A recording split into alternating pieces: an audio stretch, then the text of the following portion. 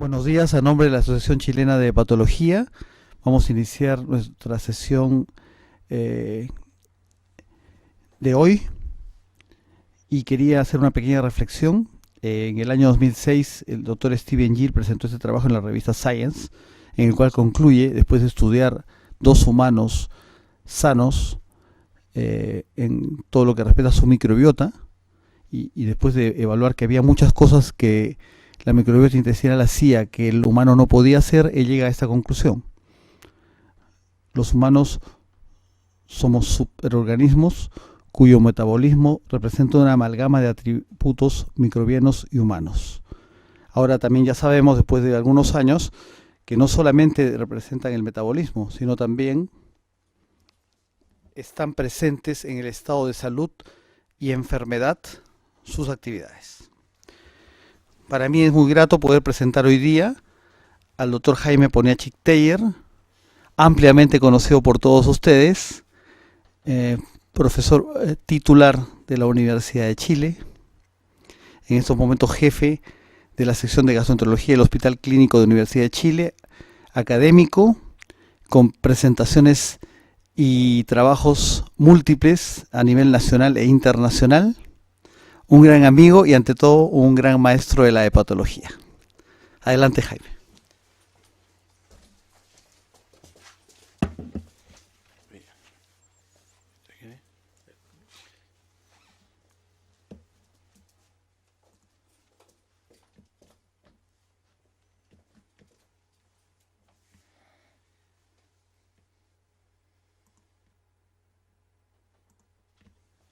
Ok, muchas gracias, profesor Lazarte.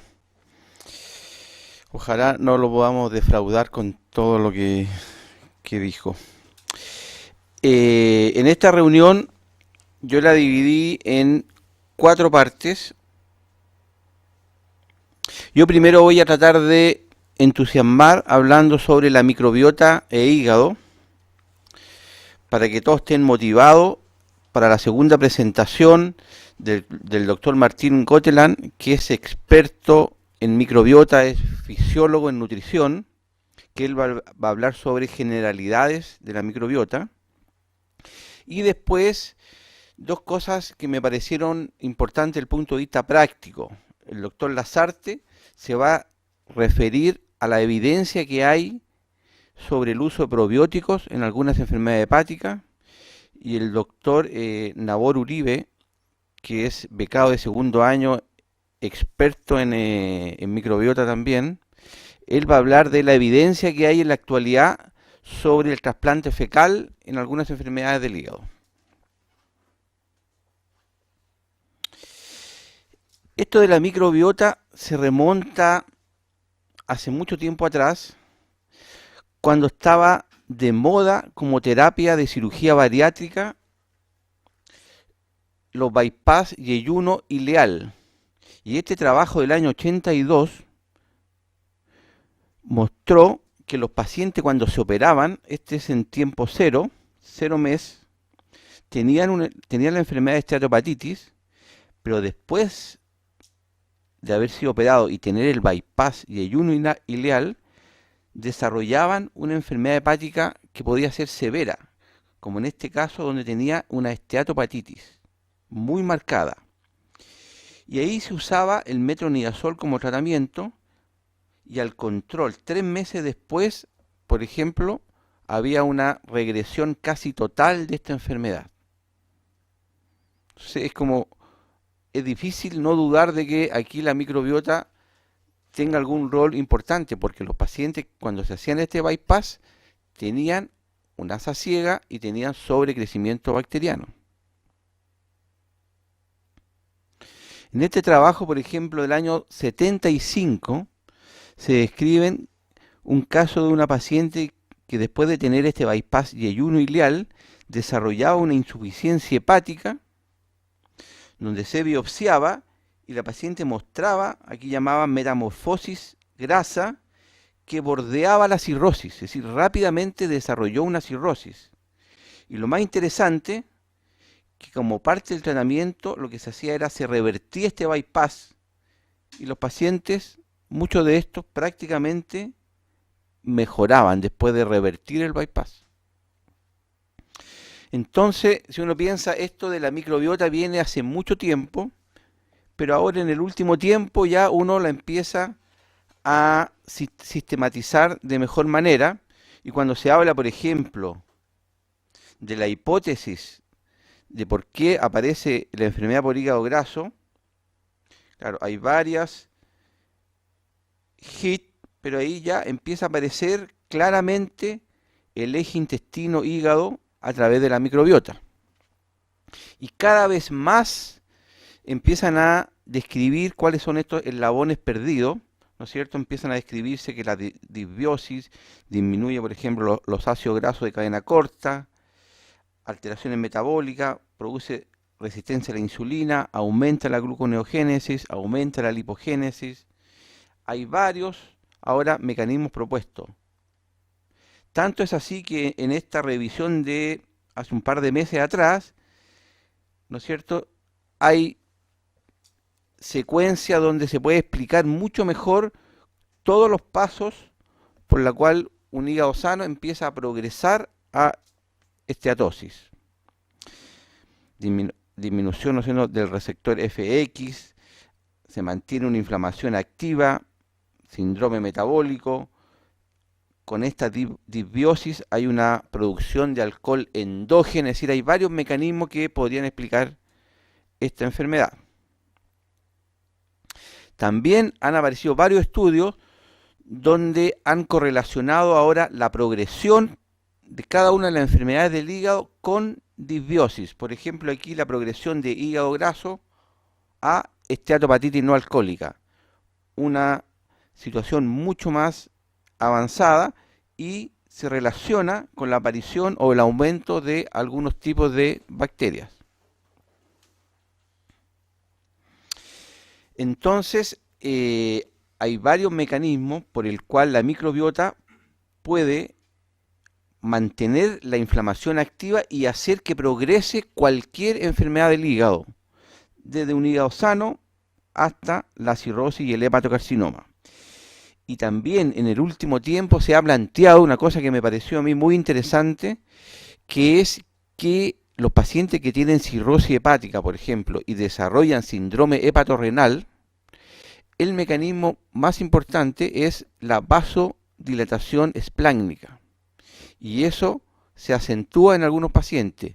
Y se ha planteado que probablemente eso, el mecanismo que se asociaba a la hipertensión portal y no se sabía exactamente cuál era el mecanismo, probablemente tenga que ver con translocación bacteriana, lipopolisacárido, y a través de mediadores producen una intensificación de esta gran vasodilatación espláncnica. Por ejemplo, en la enfermedad hepática por alcohol, que sabemos que solo un pequeño porcentaje, afortunadamente, de los pacientes progresan a cirrosis, no sabemos exactamente por qué. Claro, sabemos que el alcohol activa el citocromo P450, pero siempre faltan eslabones perdidos. Y aquí se ha planteado que los lipopolisacáridos, a través de caspasas, pueden activar varias interleuquinas, activar, por ejemplo, la célula estrellada y ser uno de los factores gatillantes en la progresión de la enfermedad hepática por alcohol. Y este estudio, que yo lo encuentro en realidad bastante apasionante, lo que se hizo es usar la microbiota de ratas que habían tenido hepatitis alcohólica. Se la trasplantaban a ratitas y se alimentaban con alcohol y se comparaban con ratas que no tenían esta microbiota que habían tenido hepatitis alcohólica. Y las ratas que habían tenido esta microbiota claramente tenían mayor enfermedad, mayores transaminasas, por ejemplo, mayor grasa, comparación con las ratas que no tenían esta microbiota de ratas con hepatitis alcohólica. Por ejemplo, ahora cada vez más hay evidencia de que la microbiota tendría que ver en la patogenia y en la progresión, por ejemplo, de la colangitis esclerosante primaria. Estudio ahora en pacientes con hepatitis C, con cirrosis, que se trata y se elimina el virus C, se ha visto que cambia la microbiota. Pacientes con enfermedades de Wilson, que progresan, van cambiando la microbiota. Pacientes con hepatitis B, la inmunología cambia según la microbiota que tienen estos pacientes. Paciente con CBP, ¿por qué algunas pacientes desarrollan esta enfermedad teniendo la misma predisposición genética? También hay varios estudios que la han relacionado con la microbiota. Y en la cirrosis hepática también se ha visto que mientras progresa esta enfermedad empieza a cambiar, a haber una disbiosis en estos pacientes. Y si uno grafica, por ejemplo, el sobrecrecimiento bacteriano, se ha visto que este aumenta a medida que progresa la enfermedad. Y si se grafica, por ejemplo, la diversidad de la microbiota a medida que progresa de cirrosis compensada, descompensada, insuficiencia hepática aguda sobrecrónica, también esta se va alterando y se recupera después del trasplante. Se ha mencionado que puede haber un cociente en los pacientes cirróticos de disbiosis, que según este cociente, según el tipo de bacteria, uno puede ver la probabilidad de que estos pacientes puedan llegar a descompensarse. En resumen, en este momento la microbiota se ha planteado un rol etiopatogénico en hígado graso, en el paciente con enfermedad hepática por alcohol, con angitis esclerosante primaria, en el hepatocarcinoma, encefalopatía y, lo que es muy importante, en la aparición y progresión de la fibrosis en el hígado de cualquier enfermedad.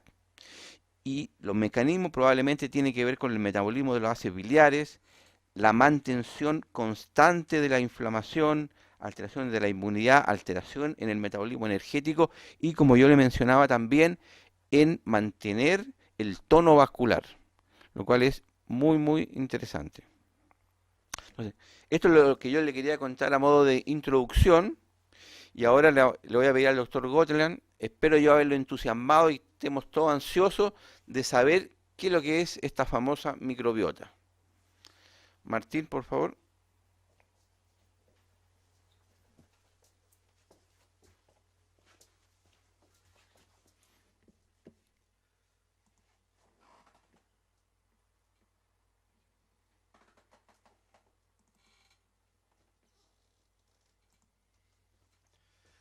Muchas gracias, doctor Poniacic.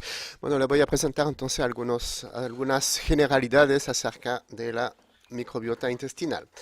Bueno, primero, ¿qué es la microbiota intestinal?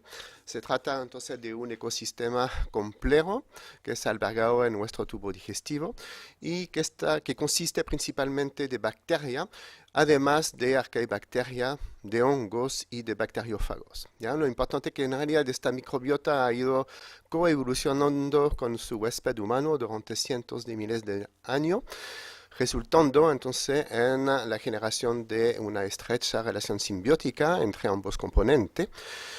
Eso significa que en realidad, por una parte, el huésped humano entonces le entrega a la microbiota un lugar donde puede crecer, una gran cantidad de nutrientes, mientras que en intercambio esta microbiota entonces está desarrollando funciones que el ser humano no está desarrollando, ¿ya? Entonces presenta un beneficio para él. Entre esos beneficios está, por ejemplo, la fermentación de la fibra dietaria, la generación de energía, entonces que va a ser rescatada en forma de ácidos grasos volátiles que provienen de esta fermentación, o la síntesis de vitamina, o también la estimulación del sistema inmune local. ¿Ya? Bueno, aquí tenemos una figura que proviene entonces del proyecto Microbiota Humano de Estados Unidos y que muestra entonces la composición de la microbiota de 300 sujetos sanos. En la figura de la izquierda entonces tenemos cada barra vertical representa un sujeto sano y tenemos entonces la abundancia relativa de los filos bacterianos que componen la microbiota de esos sujetos. Entonces se puede ver inmediatamente que tenemos dos filos dominantes, un filo azul que corresponde a los Firmicutes y un filo gris que corresponde a los bacteroidetes. Esos dos filos bacterianos entonces representan más del 90% de la microbiota en esos sujetos. Y tenemos un tercer filón, pero que es más subdominante, que aparece en amarillo, que corresponde en este caso a la proteobacteria. Entonces lo que llama la atención primero es la gran diversidad que existe entre los sujetos. Aquí si tomamos el primer sujeto, que está aquí, por ejemplo, prácticamente el total de su microbiota corresponde a bacteroidetes, mientras que si tomamos, por ejemplo, este sujeto que está aquí, entonces podemos ver que prácticamente tiene un tercio de bacteroidetes, un tercio de Firmicutes y un tercio de proteobacteria. ¿Ya? Entonces una gran diversidad en cuanto a la composición microbiana según los sujetos. En la figura de derecha tenemos el catálogo de genes que está presente entonces en el microbioma, es decir, de esos sujetos, es decir, en el genoma de la microbiota de esos sujetos. Y pueden ver que en realidad esos genes son bastante constantes a pesar que haya una gran diversidad en la composición de la microbiota. Y eso significa en realidad que un mismo gen puede estar presente en varias poblaciones bacterianas o en varias bacterias. Entonces eso obviamente es una situación que complica digamos, la cosa a la hora de poder definir lo que va a ser una microbiota sana. Es decir, que probablemente no existe una microbiota sana, sino que un universo de microbiota sana, según las poblaciones humanas. Y obviamente que si es difícil de definir lo que es una microbiota sana, también va a ser difícil de definir lo que es una microbiota patológica. Bueno, aquí tenemos la misma figura, pero en este caso entonces es un estudio que hemos realizado en sujetos sanos chilenos. A la figura izquierda tenemos también los filos bacterianos y de nuevo estamos mirando que tenemos esos dos filos dominantes, bacteroidetes y Firmicutes, pero a diferencia de los sujetos norteamericanos, aquí lo que observamos es que el tercer filo más dominante en este grupo de chilenos no es proteobacteria, sino que es verrucomicrobia. En verrucomicrobia en realidad existe solamente un miembro de este filo bacteriano en el tubo digestivo del ser humano, que es Saccharomyces mucinifila. ¿Ya? En la parte de derecha tenemos no los filos bacterianos, sino que las familias bacterianas. ¿Ya? Y aquí pueden ver que aparecen entonces un gran número de familias. Si tuviéramos lo mismo en términos de género, serían aún más numerosos. Entonces aquí hay otro factor que es importante, es la diversidad intraindividual. Como diversidad intraindividual, entonces uno se refiere al número de especies o de taxa bacteriana que está presente en el tubo digestivo del sujeto y a su abundancia relativa respectiva de cada una de esas taxas, ¿no? Entonces, el ecosistema digestivo es como cualquier ecosistema de la naturaleza, es decir, a mayor número de especies, más saludable es el ecosistema. ¿Ya? Aquí es lo mismo, más diversa la microbiota, más saludable es el ecosistema digestivo del sujeto y también la salud del sujeto. Y una disminución de la diversidad individual de la microbiota, entonces generalmente se asocia a una condición patológica. Bueno, hay varias metodologías para evaluar o estudiar la microbiota. Todos son, digamos, omics métodos, ¿ya?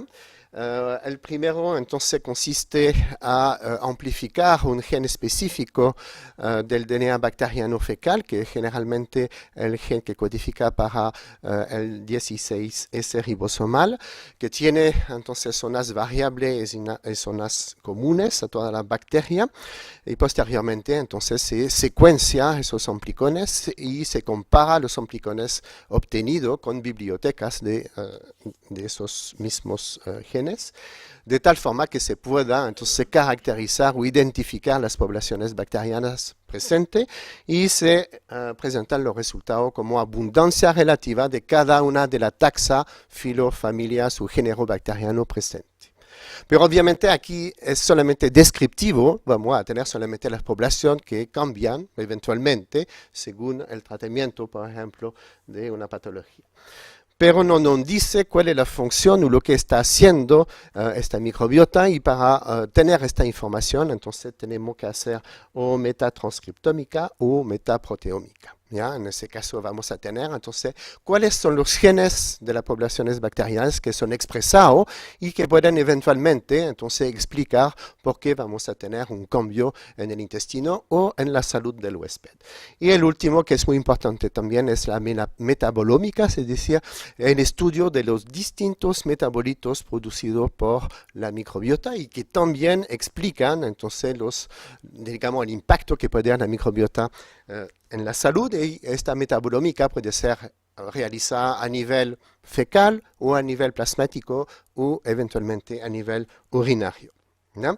Entonces aquí tenemos algunas características algunos parámetros que se utilizan para caracterizar la microbiota. La diversidad entonces individual, que es interindividual, que es la diversidad beta, ¿no? Que hemos visto inicialmente. La diversidad intraindividual, aquí tenemos distintos parámetros que miden esta diversidad. La abundancia relativa de las distintas taxas bacterianas presentes. El índice relativo de ciertos grupos bacterianos, por ejemplo, el índice Firmicutes bacteroidetes es bastante utilizado.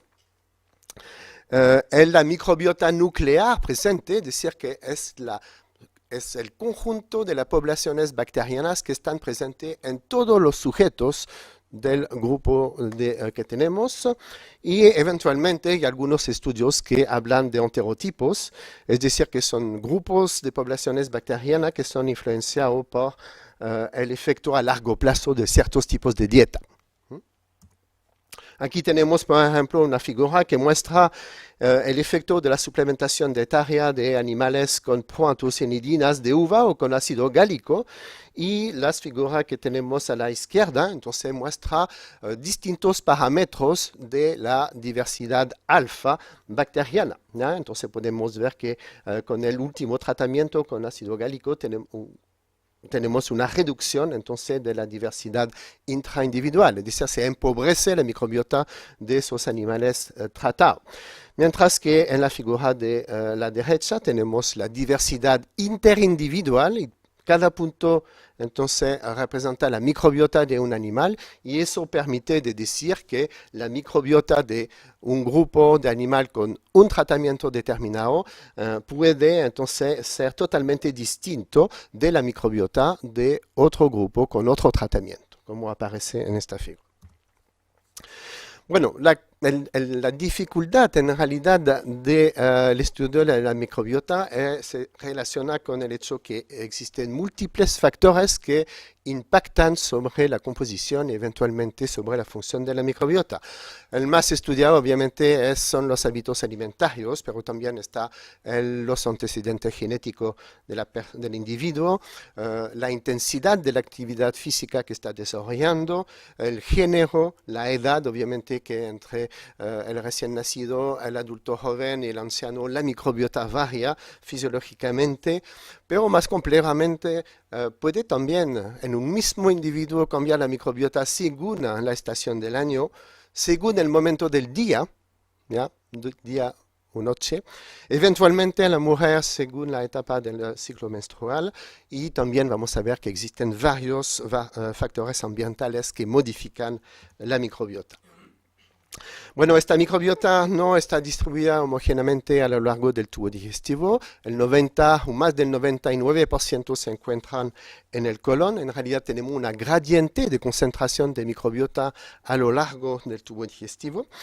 Y lo que es interesante es que esta gradiente es paralela a la gradiente de permeabilidad epitelial, es decir, que el intestino delgado es mucho más permeable que el intestino distal, y también al gradiente de células inmunes, es decir, si uno considera, por ejemplo, el diámetro y la densidad de placas de Peyer en el intestino, entonces estos parámetros van a ir aumentando a medida que vamos hacia los segmentos más distales del tubo digestivo, es decir, que tenemos un gradiente de microorganismos, de permeabilidad y también de células de la inmunidad. Bueno, Obviamente que la mayoría de los estudios de la microbiota se hacen en base a muestras fecales, pero hay que tener en cuenta que en realidad la calidad de la microbiota a nivel fecal no es un reflejo total de lo que pasa a nivel del colon. Aquí tenemos un estudio justamente comparando esos dos muestreos, ciego y deposición, en sujetos sanos, y pueden ver que el total de anaeróbico es distinto. La densidad de bifidobacteria también y también de bacteroides. ¿Ya? Entonces es un factor que obviamente hay que tener en cuenta a la hora de interpretar los resultados. Cuando uno considera solamente el colon, obviamente que el colon también tiene distintos compartimentos. El colon proximal se caracteriza por tener una alta multiplicación de bacterias debido al influjo importante de fibra dietaria que llega desde el ileón. Por lo tanto, la producción de ácido graso a este nivel, volátiles a este nivel es mayor. Tenemos concentración de alrededor de 130 milimolar de ácido graso volátil con un pH ácido. ¿Ya? Mientras que en el colon descendiente ya hay menos fibra dietética, menos proceso de fermentación, el pH más alcalino, la concentración de ácidos grasos volátiles es menor. ¿Ya? Y eso es importante porque a nivel del colon descendiente se van a favorecer procesos de putrefacción, es decir, de fermentación de proteína con generación de productos que son eventualmente tóxicos para el epitelio colónico o a nivel sistémico, como por ejemplo fenoles, paracresol, sulfido de hidrógeno, amoníaco, etc. ¿Ya? Eso podría explicar por qué en realidad la frecuencia, por ejemplo, de lesión de la mucosa en el caso de la colitis ulcerosa es más frecuente en el colon distal que en el colon proximal, y lo mismo en lo que se refiere al cáncer colorectal. Entonces uno puede considerar esos tres parámetros que hemos visto, microbiota intestinal, sistema inmune local y barrera intestinal, como los tres parámetros que definen digamos, el estado de salud del ecosistema digestivo. ¿Ya? Cuando tenemos una disbiosis entonces se entiende como una alteración en la estructura o en la función de la comunidad microbiana que conduce a desequilibrios perjudiciales de la homeostasia microbiota huésped que favorecen en el inicio o la propagación de patología. Entonces, frecuentemente esta disbiosis está acompañada por una alteración de la función intestinal de barrera, el intestino más permeable, y también del sistema inmune local del huésped. Y eso es lo que se observa en múltiples patologías, tanto patología digestiva, como lo que aparecen en naranjo, como patología que afectan el sistema inmune, como aquellas que aparecen en rojo, patología metabólica, como la diabetes de tipo 2 o la obesidad, o también patología que están afectando el sistema nervioso central o el comportamiento del sujeto. Entonces, una forma de poder, digamos, actuar sobre esas enfermedades a través del manejo de la microbiota es utilizando un manejo nutricional adecuado, por ejemplo, a través de la utilización de probióticos o de prebióticos, de polifenoles, que los polifenoles dietarios están apareciendo como una nueva clase de prebiótico y eventualmente de otros componentes dietarios de interés, o a través de un manejo terapéutico, por ejemplo, entonces que incorpore el trasplante de microbiota fecal, eventualmente, porque es más fácil de estandarizar y es más inocuo, el trasplante de consorcio microbiano especialmente diseñado, por ejemplo, que produzcan más butirato, ¿no? Pero es un arma de doble filo a través de la administración de antibióticos. Bueno, otros factores que actúan sobre la microbiota y que están asociados a nuestro modo de vida están descritos sobre esta diapositiva.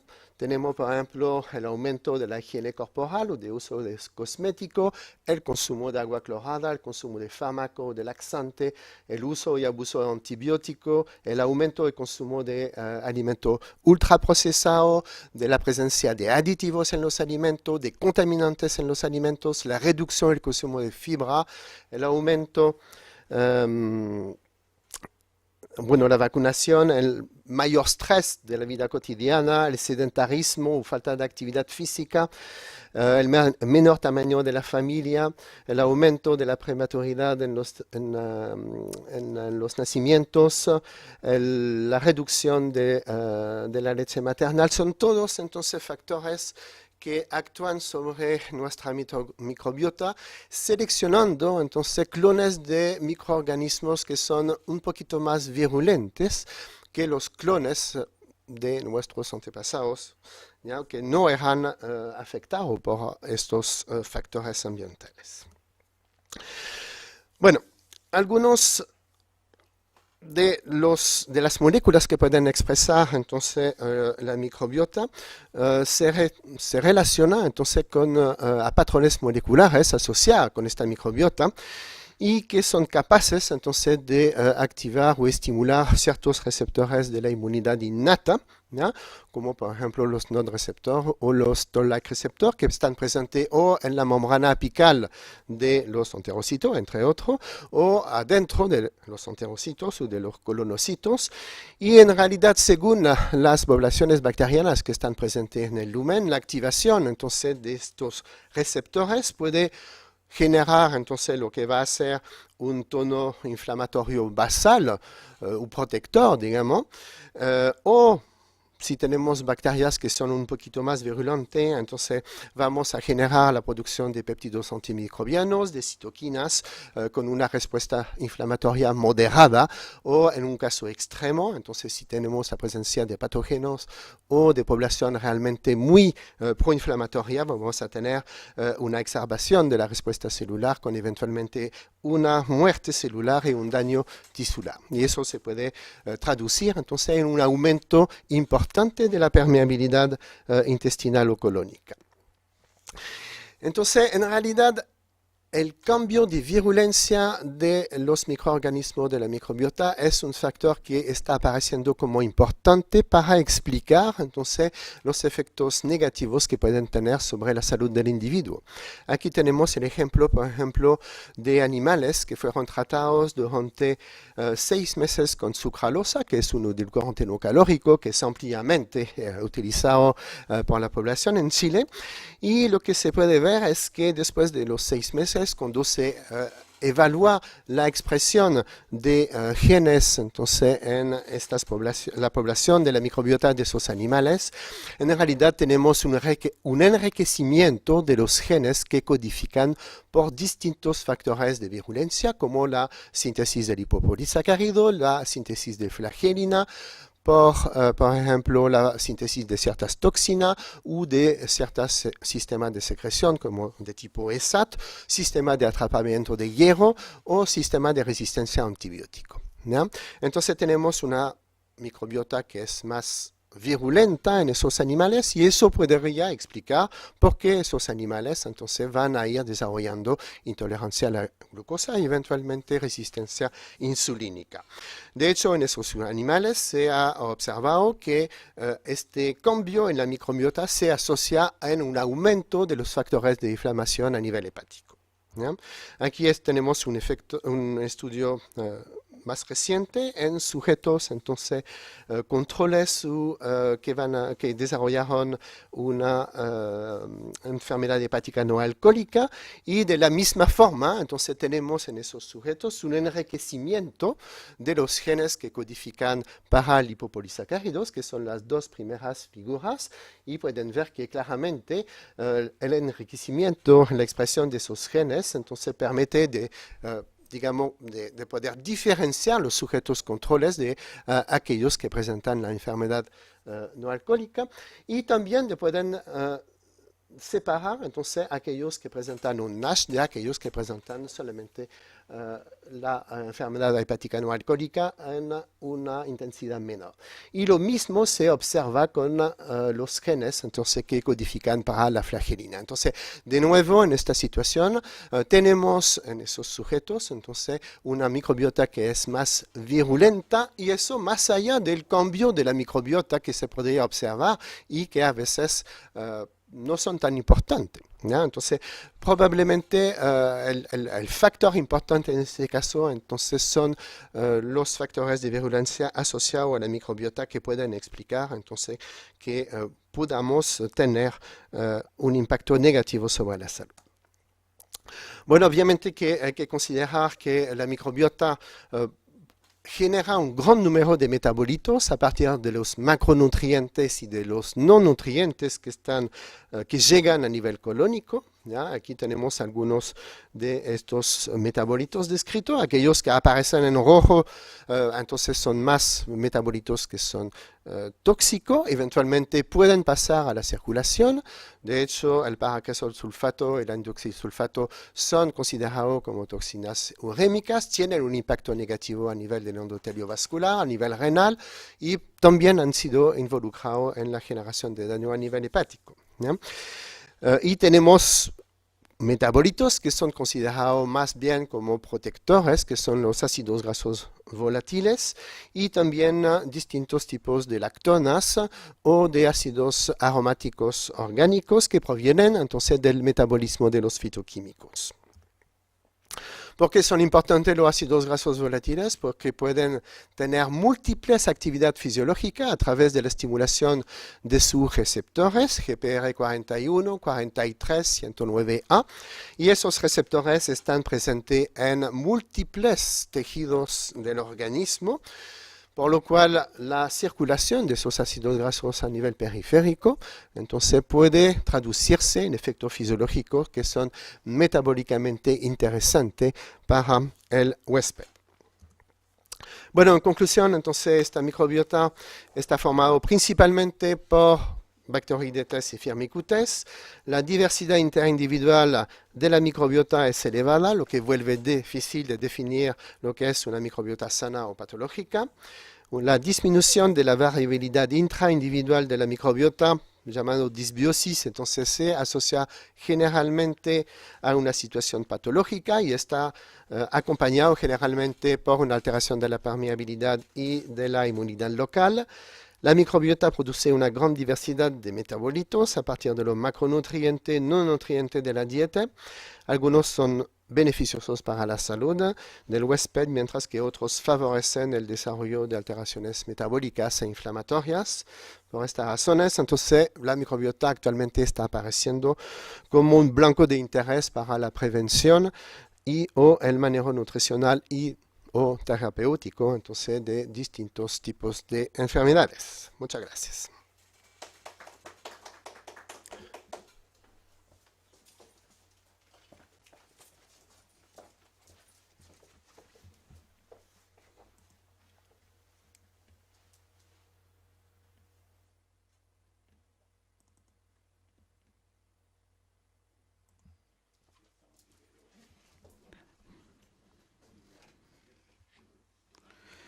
Felicito al doctor Martín Gotelan y a la elección de Jaime de haberlo traído. Nosotros hicimos un curso de probióticos en el hospital de la Universidad de Chile hace más de 14 años, creo. Un día muy lluvioso y realmente vemos cómo ha progresado todo el conocimiento de la microbiota que en esa época recién se usaba.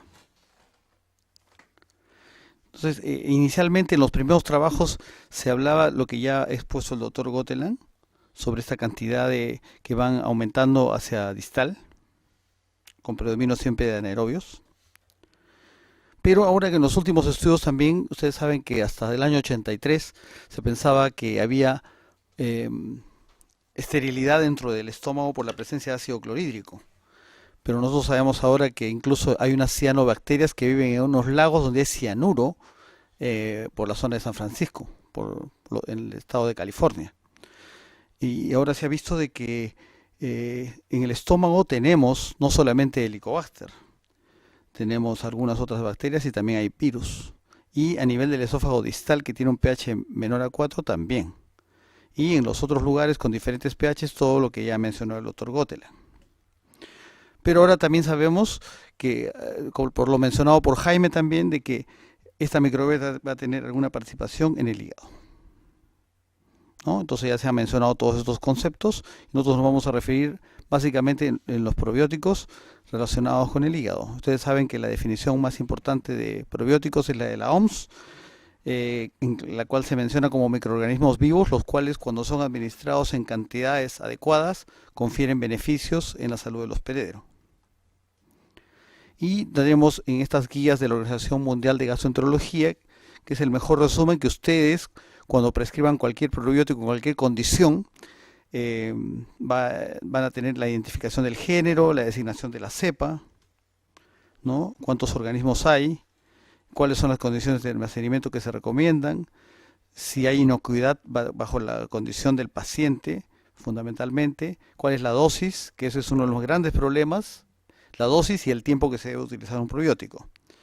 También existe una descripción exacta de cuál es el efecto y debe haber una información de contacto también ante un problema de un efecto indeseado.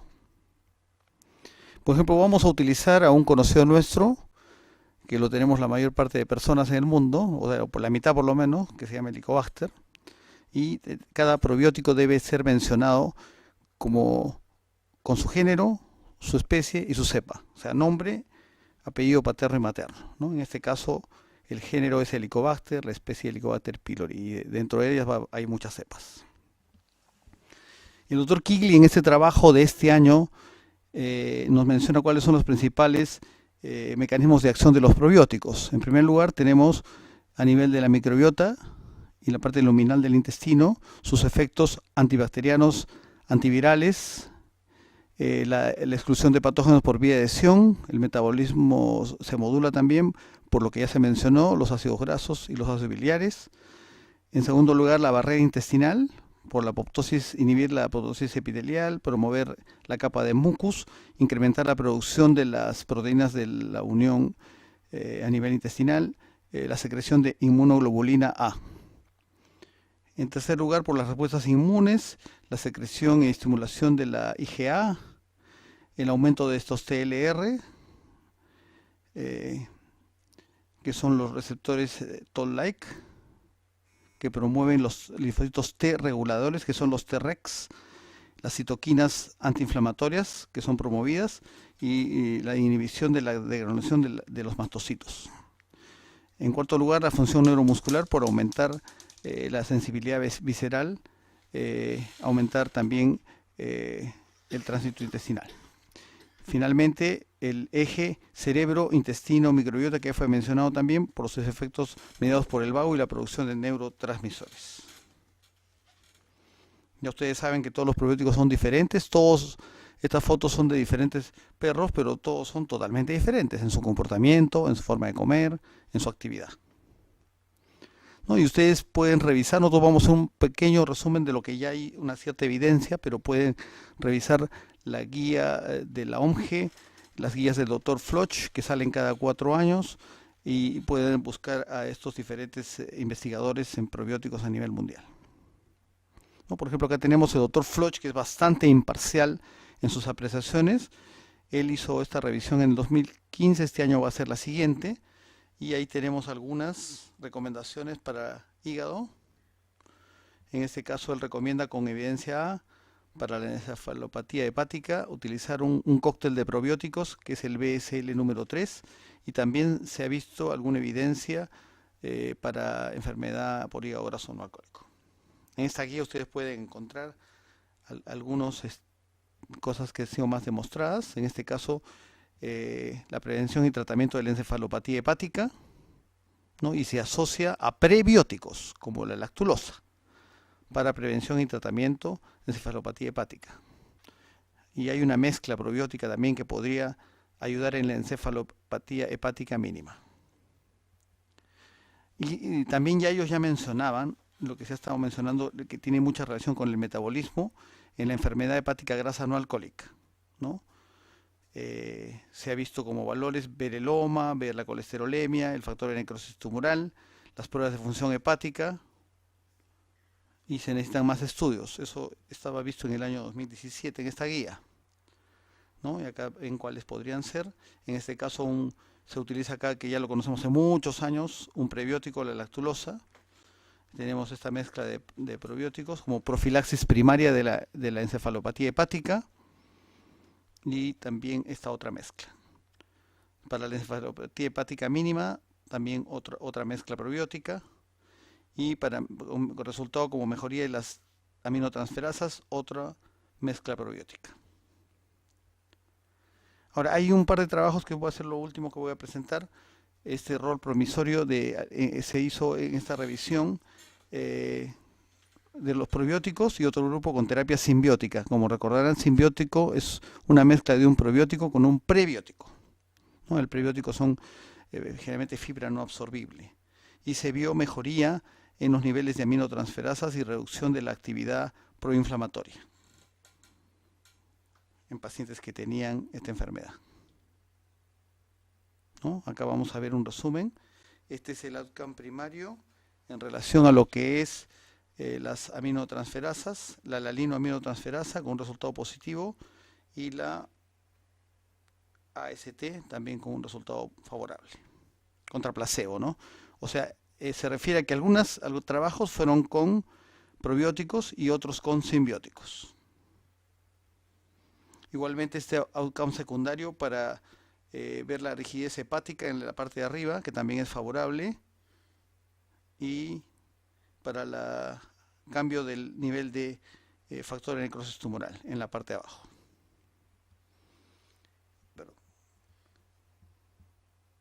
Y esta es en relación a otro outcome secundario también, que era en relación a el cambio en el azúcar en ayunas, proteína C reactiva. Entonces, en este trabajo, que revisó 12 trabajos, se puede usar probiótico en algunos y en otros se utilizó simbiótico. Y parece ser una estrategia promisoria para mejorar la esteatosis hepática. Estos probióticos o simbióticos en otros de los trabajos fueron relativamente seguros y bien tolerados. En el futuro esta terapia emerge como una terapia muy promisoria como parte, porque definitivamente es una parte, no es todo el tratamiento, es decir, tiene que acompañarse también de la dieta, del ejercicio y todo, como ya fue mencionado también por el doctor Goteland, que no solamente hay que cambiar la microbiota por medio de los probióticos con un solo factor, porque son muchos factores. Y este último trabajo, en el cual se usa una probiótico tipo multicepa que mejora a nivel histológico en un estudio doble ciego, ¿no? Entonces, ¿qué es lo que se sabía hasta este momento? Que ustedes saben todos que la enfermedad por hígado graso es una de las enfermedades que causa más enfermedad hepática crónica a nivel mundial y su patología no está muy clara, pero ya se sabe que la microbiota está involucrada. Y los probióticos son seguros y pueden obtener beneficio en varias condiciones gastrointestinales, por ejemplo, la enfermedad inflamatoria intestinal, el intestino irritable, diarrea en general, encefalopatía hepática mínima, encefalopatía en general. Entonces falta más investigación para lo que es el hígado graso. Entonces, ¿qué sé yo en este trabajo? Que es el primer estudio que muestra una eficacia y con revisión de la histología de un probiótico multicepa en pacientes que tenían hígado graso. Este estudio demuestra cuáles son los efectos benéficos de esta cadena probiótica. ¿Cuál sería el impacto? Que ya cada vez se está utilizando más probióticos en la práctica clínica y esto se sugiere que hay un rol importante de esta multicepa probiótico para disminuir la inflamación en los pacientes con hígado graso. La modulación de la microbiota por probióticos representa una nueva opción de tratamiento para la enfermedad por hígado graso. Como resumen, ya se ha mencionado también esto, ¿no? El concepto de eje intestino-hígado ahora se extiende a eje microbiota intestino-hígado. En segundo lugar, existen roles fundamentales para la microbiota en la inmunidad y el metabolismo altamente relevantes en la función y las enfermedades hepáticas. En tercer lugar, existe una literatura emergente que soporta el probable rol de la microbiota en la patogenia básica de algunas enfermedades hepáticas. Bueno, ya todos sabemos que en la encefalopatía hepática y en la peritonitis bacteriana y cuando un paciente cirrótico tiene alguna infección, se debe utilizar antibióticos. También sabemos que él tiene problemas siempre es fácil infectarse. Existen datos de manipulación de la microbiota en enfermedad hepática, ¿no? La modificación de la microbiota puede ser de utilidad en el manejo de enfermedades hepáticas en general. Y una cosa que ya se ha mencionado también, aparte de otros factores, pero yo quiero hacer énfasis en que desde los años 40 que el hombre no han pasado ni siquiera 100 años del uso de antibióticos hasta el momento, y sin embargo, nosotros los médicos y también la automedicación y las farmacias han contribuido a un exceso, o yo diría hiperexceso del uso de antibióticos, lo cual nos ha llevado a una serie de problemas terapéuticos ahora. Si nosotros mantenemos el uso adecuado, vamos a lograr mantener una adecuada microbiota. Y los prebióticos, una dieta balanceada, el peso adecuado y otros muchos más factores son importantes para mantener una buena microbiota. Eso era todo.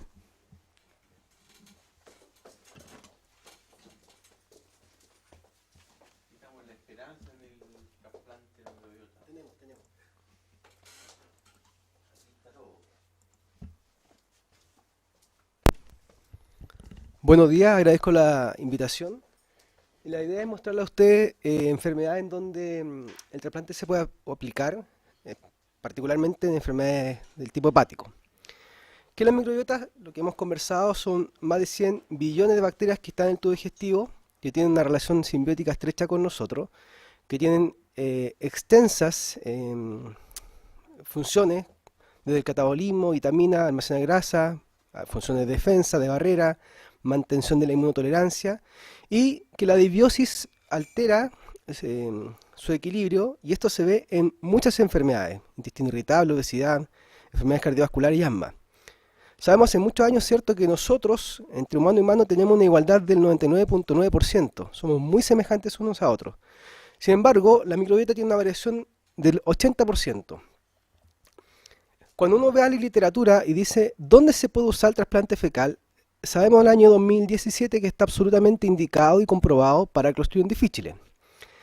Otra enfermedad gastrointestinal donde hay evidencia pero aún no se ha sido aprobada en enfermedad inflamatoria intestinal, en síndrome irritable y en pouchitis cuando el paciente tiene un reservorio.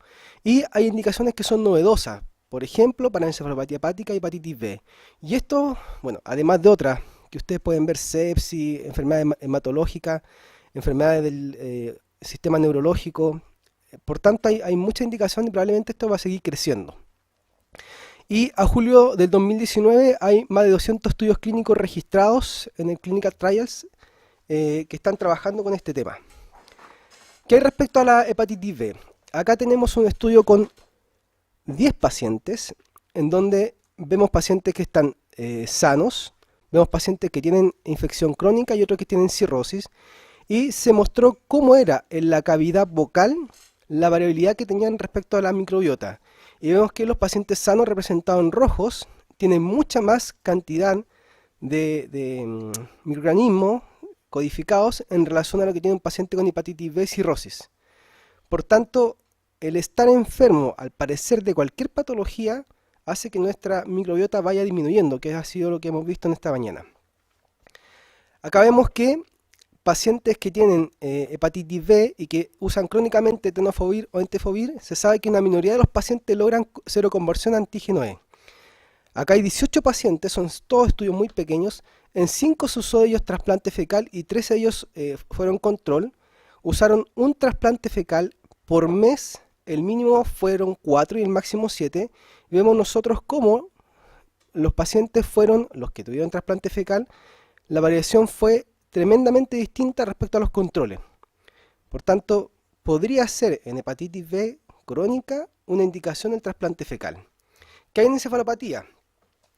Este es un trabajo también pequeño de 10 pacientes, en donde usaron lactulosa, rifaximina y solamente un enema del trasplante fecal. Hicieron seguimiento a 5 meses de los pacientes y vemos que el cuidado estándar, que era lactulosa más rifaximina en relación al trasplante fecal, los números de eventos de encefalopatía fueron muy distintos, el número de hospitalización fue distinto, y midieron otras cosas, por ejemplo, encefalopatía mínima y tiempo de respuesta a los pacientes, y fue significativamente mejor en aquellos pacientes que usaron trasplante fecal, y lo hicieron solamente durante un trasplante fecal. Acá una experiencia también para encefalopatía recurrente, fueron 10 pacientes. Este es un trabajo indio de una edad bastante variable, de 25 a 65 años, también usaron un trasplante fecal, y en 6 pacientes tuvieron muy buenos resultados hasta la semana 20 de seguimiento. 3 pacientes tuvieron que hospitalizarse debido a que tuvieron dos pacientes se hospitalizaron y uno de ellos falleció a los 2 meses del procedimiento. Cuando uno realiza este trabajo no necesariamente falleció del trasplante fecal. Y uno vemos acá cómo ellos midieron amonio, les bajó significativamente, pero en el Child les bajó también, y el MEL. Por tanto, parece ser en este grupo de pacientes que tienen encefalopatía, al igual como vimos en la hepatitis B, una indicación válida. Hepatitis alcohólica, aquí los trabajos fueron un poco más quizá impresionantes. Este es un trabajo también indio, 1273 pacientes, de los cuales 809, un 63%, tenían daño inducido por alcohol, de los cuales 527 eran cirrosis compensada y 282 eran por hepatitis alcohólica. De estos 282, 74 eran hepatitis grave y a 51 se dio un tratamiento exclusivo, que puede ser o corticoides, o solo soporte nutricional, o pentoxifilina, y 16 de ellos le dieron solo trasplante fecal. Vio mortalidad al primero y al tercer mes, y ustedes ven cómo con pentoxifilina, con nutrición, con corticoides, y al final con trasplante fecal los pacientes les fue muy bien o mucho mejor a los 30 y a los 90 días.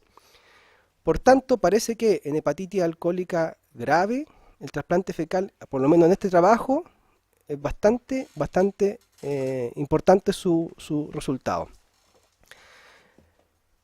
Otro trabajo, también indio, en un estudio piloto en hepatitis alcohólica severa.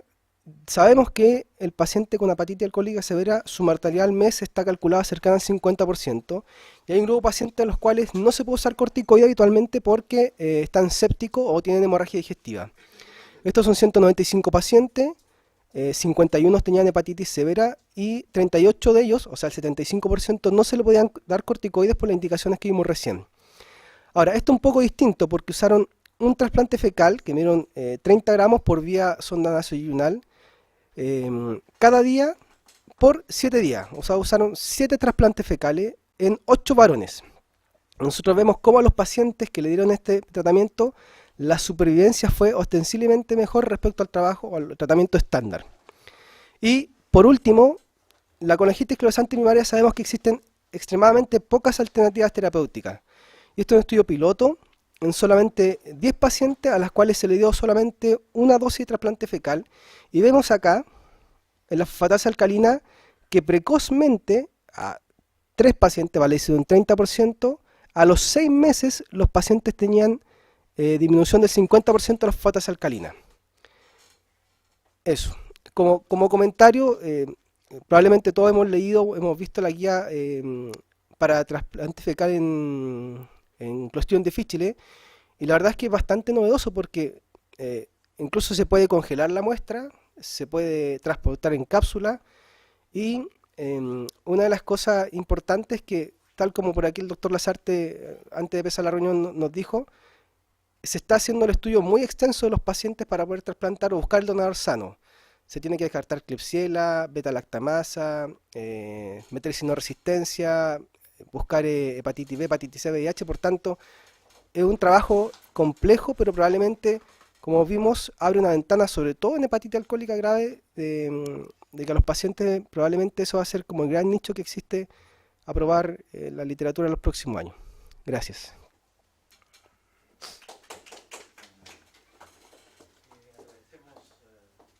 Ponentes, vamos a iniciar un rol breve de preguntas. El doctor Juan Pablo Robrero tiene algunas preguntas.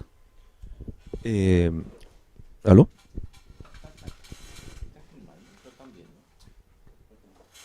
¿Aló? Doctor Poniatchik, ¿qué tan cercano ve la aplicación más en la práctica clínica de la microbiota en cuanto a diagnóstico? Por ejemplo, hay estudios que muestran esto de la biopsia líquida, que sería como semejante al FibroScan o la histología en determinar el grado de fibrosis, y qué tan cercano la utilidad como tratamiento. Ya hay, por ejemplo, en Clostridium hay hospitales, yo por lo menos en España, que ya ingresa el paciente con una infección con Clostridium y ya le dejan tomada la muestra pensando que va a tener una una recurrencia de su enfermedad y para tratarlo inmediatamente. No sé si hay algo que se pueda pensar ya tener como un banco en estos pacientes.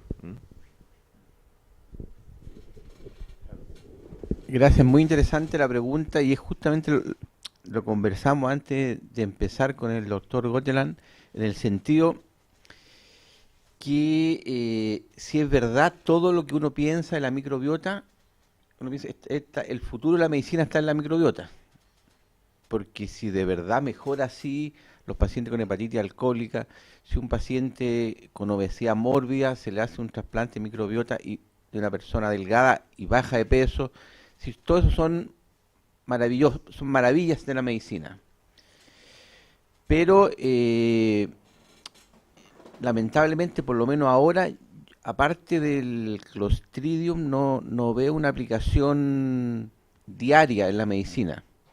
De hecho, justo estaba pensando, doctor Goteland, si se ha estudiado, por ejemplo, pacientes longevos que tengan más de 100 años, porque eso sería ideal, ¿no es cierto?, que empezáramos a recibir todo un trasplante fecal de los pacientes, los que quieran vivir más años, de pacientes longevos. ¿Hay algún estudio al respecto? Pues eso sería interesante, me parece. Bueno, sí, hay, no sé si muchos, pero hay algunos estudios que muestran que efectivamente la microbiota de los ancianos longevos es distinta de los ancianos de menor edad o de los ancianos que presentan un cierto grado de fragilidad, ¿ya?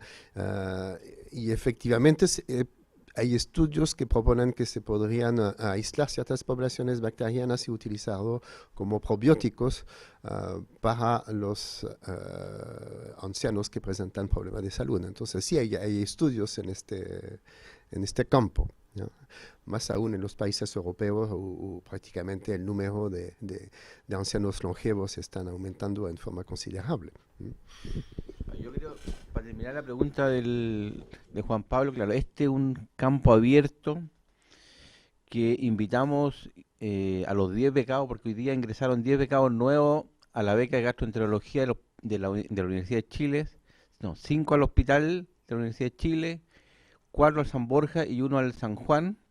Y además hoy día empieza la beca de patología, la Andrea, que la estábamos esperando hace años, así que esperamos que les vaya súper bien y le damos la bienvenida de la Sociedad de Gastroenterología.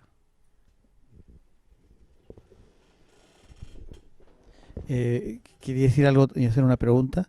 No olvidemos que cuando recién hacíamos las revisiones de probióticos, todas las charlas de probióticos se mencionaba a alguien que nos hemos olvidado hoy día de mencionarlo, que es Elia Mestikov, que justamente estudió la longevidad de los pacientes en una zona de Rusia, y él ganó el premio Nobel en 1908, pero no lo ganó por nada de probióticos, sino por algo de la actividad de los macrófagos, me parece. Entonces ahí ya en esa época ya él se dio cuenta de que tener una buena dieta contribuía a que esos pacientes sean longevos, según sus conclusiones.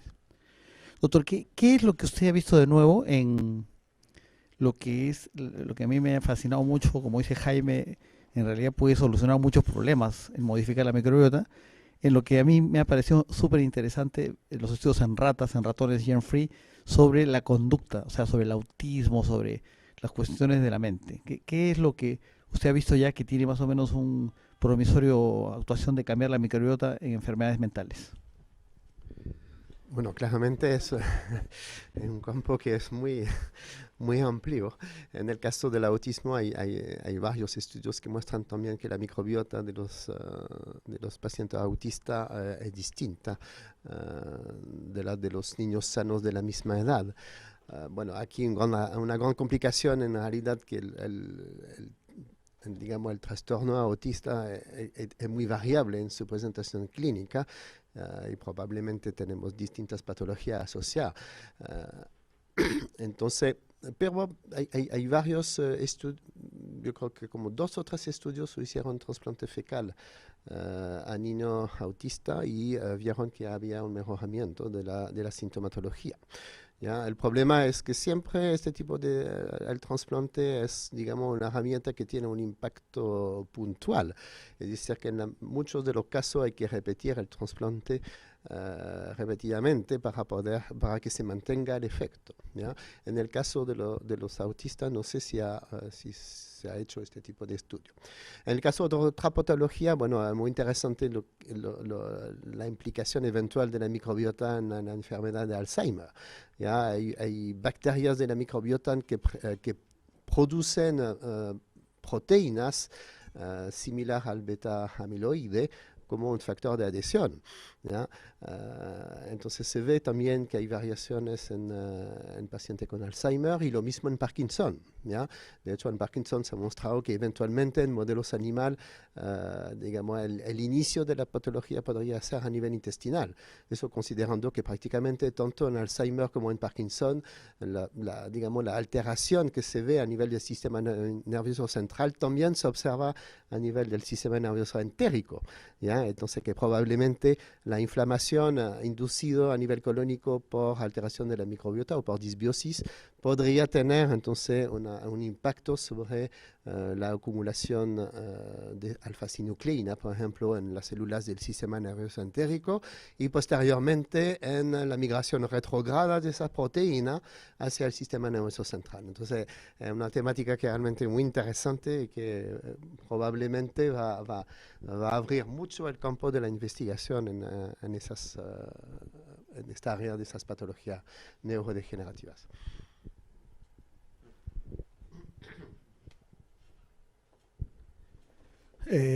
Bueno, agradecemos entonces la participación de todos los profesionales que han participado hoy día, agradecemos a los que nos están viendo en este momento y los invitamos a la próxima sesión de la Asociación Chilena de Patología. Muchas gracias.